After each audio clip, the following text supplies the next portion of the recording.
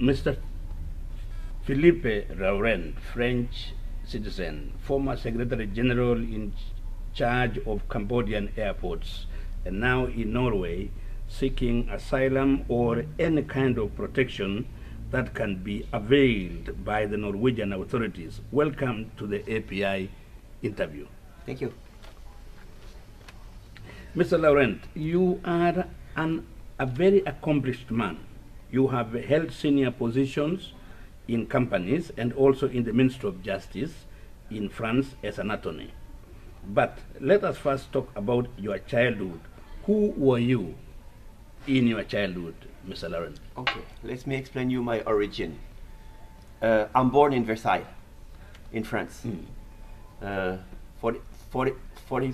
54 years ago. I grew up in Africa for 5 years during my teenager time. I was in Senegal. My father was a commercial director for all the Western Africa. So we've been traveling in Mauritania, in Mali, in Gambia, in Senegal, and my father was the first guy who get back to the business relationship with Guinea. Tell us about your parents and how they nurtured you as a young man into the man you are today. Okay, I'm born in a very religious family. My grandma wanted to make me a priest. Oh, okay, because she has 3 grandchildren, 2 daughters, and 1 boy. That's me. And she was originally from Brittany. So Brittany means Celtic. Okay, part of my family, 25% come from Brittany, and she wanted to make me a priest because she was a French Catholic, has to make a priest in the family. But I didn't follow his advice. That takes me to the next question. When you were growing up, becoming an energetic young man, and you took your own direction, you didn't want to be the priest, then I am getting interested. When you started making, when did you start making your own family unit? Okay, it's a very difficult way because I've been traveling all around the world. I've been living in Africa, then living in Middle East. I'd worked in Middle East, in Saudi Arabia, in Bahrain, in Iraq, in Kuwait, and in other countries, in the North Africa. And then I travel a lot to Far East.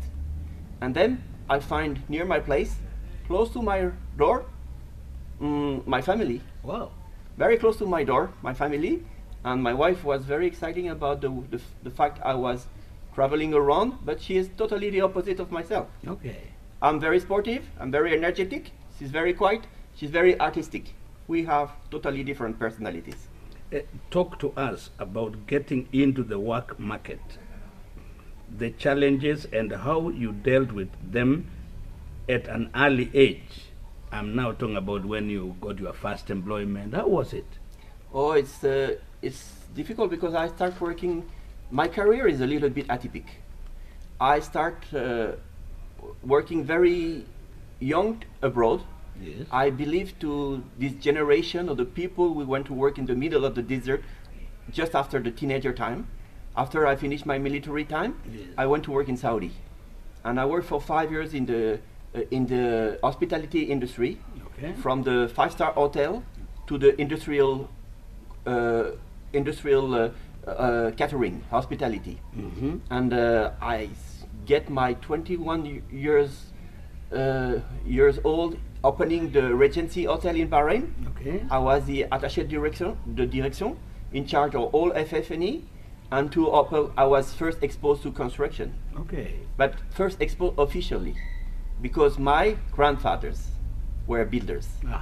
Okay, have 25% Italian blood in me from Venetia, yes, and my great-grandfather was a maestro from Italy, came to France to build up Paris, and he has a very particular expertise.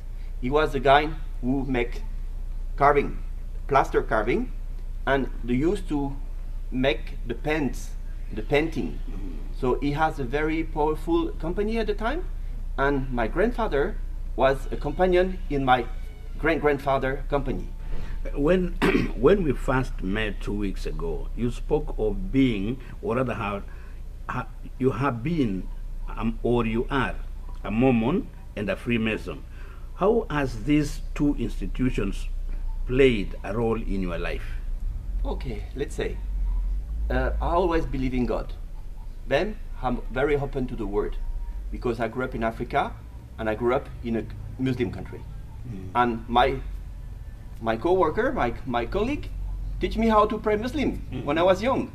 So I go to church, but I know to pray Muslim as well. And we have all the festivities from Ramadan, the hand of fasting with the Muslim, but we have also Christmas, Easter, whatever. Everything was different time to respect any religion. And I grew up in this kind of respect of the culture. And in Africa, we have a lot of Lebanese from any different types, from the Maronite, Christian, the Druze, the Shiite, the Sunnite, and the other one, the Kurd. All different types, and I grew up with these people, a mingle of civilization. How did you become a Mormon? Okay, become a Mormon. And a Freemason. These are two interesting things. Become a Mormon. I'd like to hear from you. Oh, I have a very, very strange experience in my life when I was after 21 years old. I'm a diver, scuba diver. And I have some deep dives in the Red Sea. Yes. And one of my deep dives, I nearly died. 50-meter dive. I have a death experience when I was 21 over. Then since I have this death experience, that's changed my feeling about life. I have some kind of blessing. I can feel things better than others. Yes. I can feel have some compass working better, maybe. And I decided looking for religion, interesting about religion. And you know, I was in the Red Sea, in the Sinai when that happened. So Sinai is not an anonymous place, especially for religion. Yes. And it's a mingle of the three monotheist religion. One is Christianity, one is Judaism, and the other is Islam. And thinking to this exposure, I'm trying to look about some truth on the word. So I became a Mormon because I thought that Mormonism was a great synthesis about all the Christianity and all over the religion of tolerance. And when I became a Mormon, well, I was a high priest Mormon, so it takes me a while to be high priest. And then I look a lot very interesting about human history, human sciences, and history of the religions. Then I'm always seeking for let's say, the light of truth in our world. Because sometimes we have a lot of darkness, and you have a lot of lies, and you have to find what is the truth in all those lights and all this darkness. And I've been a Mormon for 30 years, but now I'm saying I'm not I'm Mormon, but not inactive for the last 5 years. You are not practicing. I'm not but practicing. You still know you are. I have my Mormon principle inside me. What about the Freemason side of you? Okay, who give me the interest for Freemasonry? The church leaders, the Mormon prophets. Most of them were Freemason. Joseph Smith was a Freemason, Brigham Young was a Freemason, Lorenzo Snow was a Freemason, and most of the Mormon, of the prophet Mormon, were Freemason. And I have my favorite one, is Brigham Young. I love Brigham Young teaching. If you learn to this guy, you can find Masonry symbol in all his talks, because he spoke Christianity, he's speaking about symbolism. He's very, very powerful guy. And this is my favorite prophet. Do you think Freemason is good for society? Oh, Freemason is very good for society when you use it properly. Okay? Freemason is of the willingness and the development of the humanity. Not to make it binded or to make it destroyed. We have to be a better world when you are a Freemason. You're not making the things down, making the thing up. Over the years, your life has changed, making you, as you say, to work for justice for all and rights for everyone. You say you are a man of dignity. Tell us about it a little bit. Okay, I can tell you. When I become a master mason, I stopped going to the masonry, to my lodge, because at the meantime I become an attorney. And I didn't want to mix the genders, because in France, you have a lot of political influence of justice. You cannot keep your integrity. So I decided to put myself on sleep in the masonry just to be good an integrity attorney. I didn't want to focus, I didn't want to get pressure from outside. I just wanted to be independent. So, just to make justice as it has to be done, without any influence from my deep knowledge of heart inside, I wanted to make it independent judge, independent attorney. This is why I become put myself on sleep as a mason. Sorry. On working to achieve justice, you have indicated that you have acquired enemies. What has this done to you as a person, and how has it affected your family life? Because we know anybody fighting for human rights, justice for others, justice for himself, can also step on the toes of other people. Okay, we have a French saying, we said that all true is not good to say. Yes. So means by speaking true you can get just enemy. Yes. Because when you speak to light, you're facing to darkness. And when you're facing to darkness, you're facing to opposition. This is like a whole lifestyle. So I like the truth, I stand for the truth, so I have to keep my line. This is my guideline. But has this affected your family life? Of course it does. I've been living 5 years away from my family. I could not bring my family in a country where my family could be exposed to any problem and any dangers. I've been working into a mafia network. So would you, a normal father, do you think he will bring his family into the mafia? No, I'm 25% Italian, but I'm not a mafia guy. No way.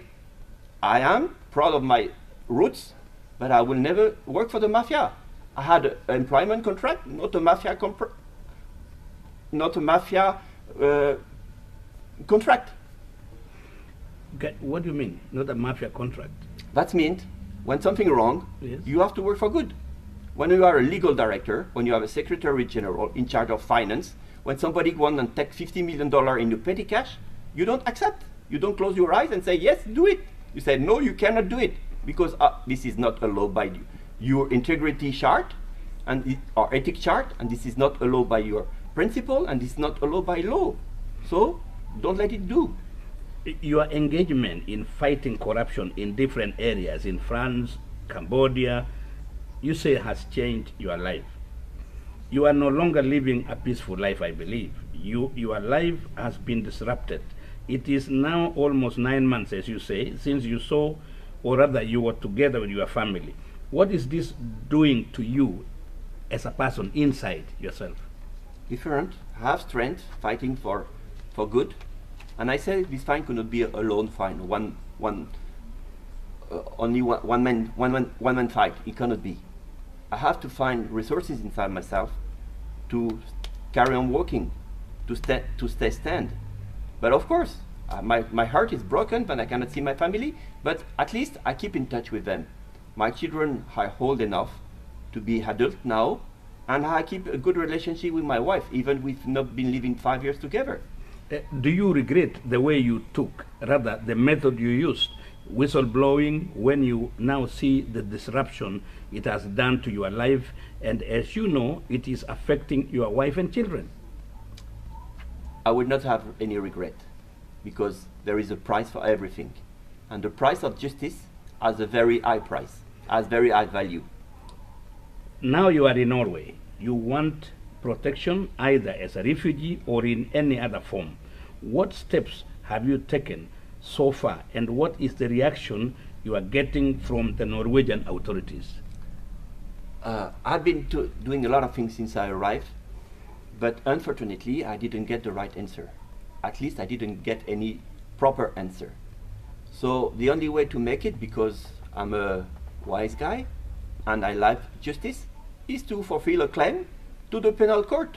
So I claim about all my complaints, bring it to the Oslo district court, then put the claim into the right hands. I'm not a police guy. I'm not the one who make the justice in Norway. So let the people do their job and get their own responsibilities for what they are committed to do so. That's it, very simple. But you have also contacted not only the court, the boss of the court, Oslo court, but you have also contacted politicians, the police. And a number of other people. Do you think they are doing something good in your case? This is common sense. When you have a problem, first thing, you call the police. Then, if the police not answer, you call the other police. Then, you go one step over. And then, this is the ladder of the masonry. Step by step, go to the top. And then, somebody will listen to you one time. So, that's why you have now ended up going to the courts directly? Of course. You are a holder of a French passport. You are from a European Union member country. And according to what I have learned from the police in Norway, you can get residence permit easily without having to have a refugee status. Are you ready to embrace this option instead of, for example, asylum or... Asylum could be one of the options, but there is many ways to be asylum. First of all, you could be welcome. I was told to be welcome. When I knocked to the Swedish embassy and to the Norwegian consulate in Phnom Penh, I say, show up and we will take care of you. And when we arrive, we will take care of you. People will respond to you. And since I arrived, the roadmap is not what I was told. So I'm not ready to abandon my citizenship, but there is many ways to stay. I'm ready to find a job. I'm ready to put my qualification to the Norwegian if they're interesting, but they have to tell me one thing. Are you interesting about me? Or if you are not disinteresting, I'm not going to lose my time and I don't want to bother the Norwegian authorities. Just tell me. Are you interesting to bring justice to me? And because I came to your place because you are the land of justice? Or if you're not, just tell me. And we have to consider something else. Maybe this reluctance, because you have been here now for a number of weeks. Nearly 1 month. 1 month, and nothing has happened so far, concrete from the, the Norwegian authorities directly helping your situation. Maybe they have read the article in the Cambodian Times or other newspaper where it says you are out of your mind. Can you tell us about this? I'm ready anytime. If you Norwegian have any doubt about out of my mind, I can go to any time to any hospital, to any expert to make a psychiatric expertise. No problem. You are welcome. But do I look like a person out of my mind? I've been talking to many foreigners here, not too many Norwegian, a few one. Very nice people, the people I've been talking, very nice, very friendly, give me good advice, but I don't think I'm out of my mind. I'm not mad, I'm not crazy, I'm just a wise person who's seeking for justice and who's seeking to have somebody to talk properly with. So you want justice, you want help from Norway. Can you tell them, look at the camera directly and tell them in short, what do you really want them to do for you? I came to Norway because Norway is an example country about human rights, about integrity, and there are not so many countries in the world about that. So this is why I came to Norway, just to seek for help and seek for justice. That's it. Just help me. If you cannot help me, tell me that you cannot help me. But don't keep me pending like this. I want your help. If you help me, I'll be really pleased. This is why I came here. Mr. Philippe Laurent, French citizen, former employee in the French Justice Ministry, former Secretary General in charge of Cambodian Airports. Thank you for the interview today. Thank you very much indeed. We are in.